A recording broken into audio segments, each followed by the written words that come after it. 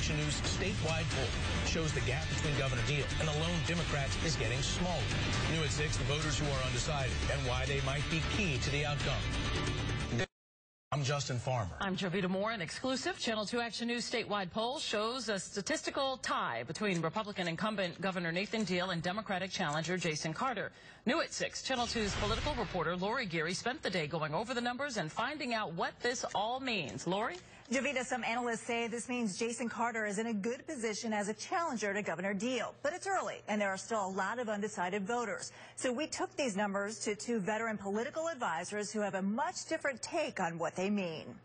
I think it's great news, not only for Jason, but for Democrats in the state. And the governor has proven that he's a good chief executive. We went to 2 seasoned political strategists at McKenna Long and Aldridge to get their take on these latest poll results in the Georgia governor's race.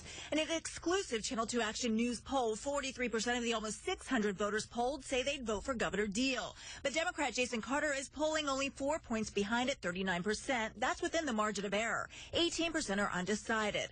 Theron Johnson is a Democratic strategist who ran President Obama's campaign in the South. I do think being, within basically a statistical day here right now, within 3%, that's a really good place for a challenger to be going against an incumbent. Yeah, this governor's race is going to be a referendum on the incumbent. So it's going to be a referendum on Governor Deal, and he's going to now have an opportunity to tell his message. Eric Tannenblatt was the finance co-chair for the Romney presidential campaign in 2012. I think Jason has a bright future. I just don't think this election year is the year.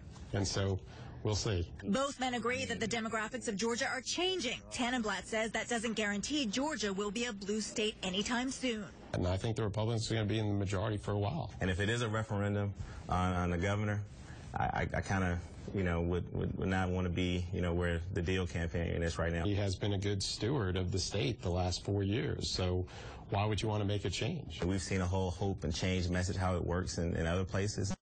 Hope and change, they're empty words. I think voters want competence, and I think that's what we have in this governor.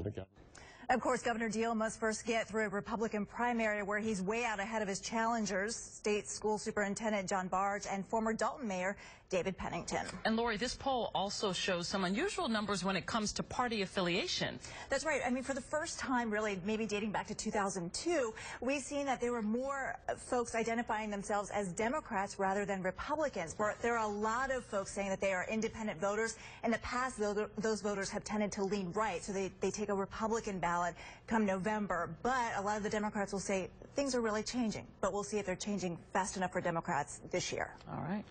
Wait.